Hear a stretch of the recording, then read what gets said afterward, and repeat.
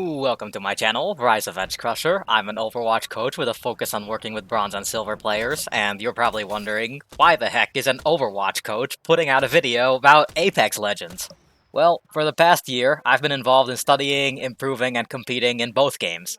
I've found that I can use Apex Legends, which is a simpler game in terms of team fights, to isolate specific problems that I have in Overwatch, and therefore, improving in one game helps me improve in both. Other players in my org have started copying this technique from me, and some of them are now looking to improve in Apex as well, so I'm going to help with that. A little background, I've been an Overwatch coach since 2018. I've been playing Apex Legends since its launch in February 2019, but didn't start seriously focusing on improving in it until Ranked Season 4 when Revenant was released.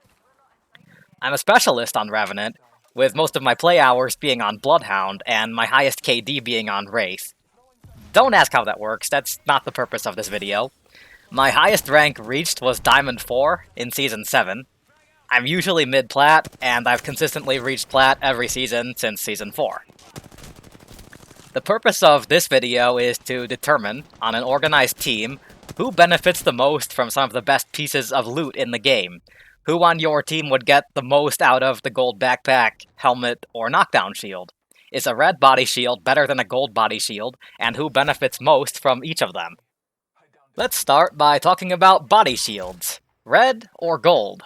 Well, it depends on what you're going to be doing in the team fight. If you're an aggressor or a flanker, the extra health you get per cell or syringe with a gold shield will have a huge impact on your ability to stay in the fight. If you play the anchor position, however, the extra 25 HP from a red shield will allow you to hold your long sightline for longer, potentially giving your frontline teammates the time they need to secure their kill or retreat to safety. I'm going to make a separate video on general positioning at some point, which will cover the concepts of aggressor and anchor in detail, but I'll explain it briefly here. The aggressor on a team plays at a close to mid-range and draws the enemy's attention. He shoots at them and gets out, hopefully breaks some shields to weaken the enemy team, and his job is to keep the enemy team focused on him and to survive. The anchor, meanwhile, holds a safe position with a long sightline, usually using some kind of ranged weapon like a sniper or a G7 scout. The sightline that they control provides a safe area that the aggressor can retreat to, while the presence of the aggressor prevents the enemy team from turning around and hard focusing the anchor. If you came to Apex from Overwatch, you can think of the aggressor as a mobility-based main tank, and the anchor as a ranged DPS creating a crossfire. So if you're playing the aggressor, or you're engaging up close with your aggressor, you're going to be getting in and out a lot, with brief moments in which to heal before your position of cover gets rushed. When you've just ran around cover, and you have enough time to pop a single shield cell before the enemy reaches you, getting double the amount of HP from that shield cell makes a huge difference. The anchor player, however, is positioned in a further location from the primary team fight, which will take longer for the enemy team to rush if they decide to do that. What's important for the anchor is to hold their sightline for as long as they can, and they're typically using weapons with slower fire rates and higher burst per shot. Since they have more time to use a healing item before the enemy gets around their cover, and they want to stay in the fight for as long as possible before needing to back up and heal, that extra HP from the red shield cell, or from the red shield, makes the most difference to them. I've seen some players, including some who are much better than me, say that once you make it to top 5 or top 3, the red shield cell becomes better than the gold in all circumstances. Now, I don't think the in all circumstances part of that is true. If the ring is closing in an open area, absolutely the red shield becomes better. It's unlikely that you're going to have a chance to heal your shield at all in a final fight in the open. In that case, it's better to have that extra 25 HP to stay in the fight for longer.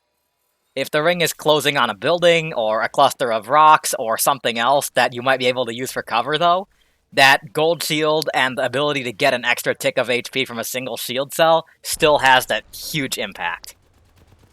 Now let's talk about the gold helmet.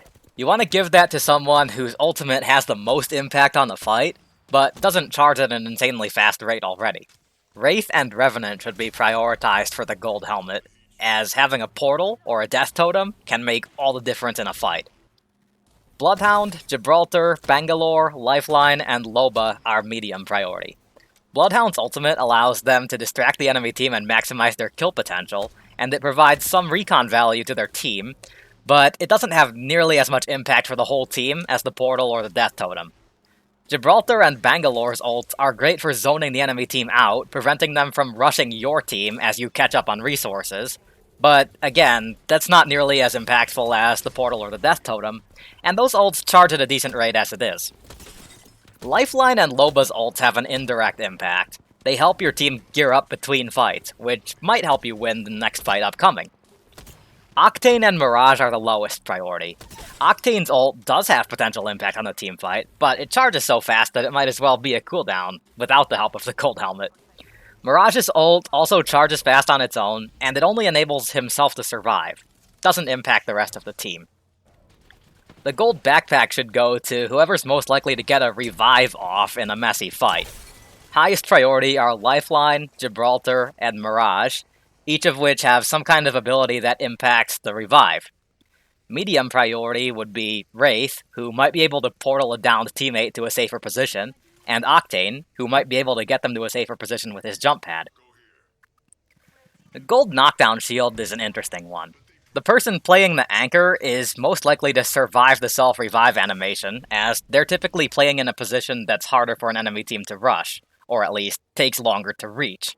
However, the aggressor is more likely to get knocked first when a fight goes bad, and the enemy team might leave the downed aggressor in favor of rushing his teammates who are still standing. And if you give the gold knockdown shield to whoever has the gold backpack, they'll be able to return to the fight much faster if they do manage to get that self-revive off. That concludes this video on loot priority. I hope you found it helpful. Please feel free to leave any questions or feedback for me in the comments below. Kill them all, or die trying!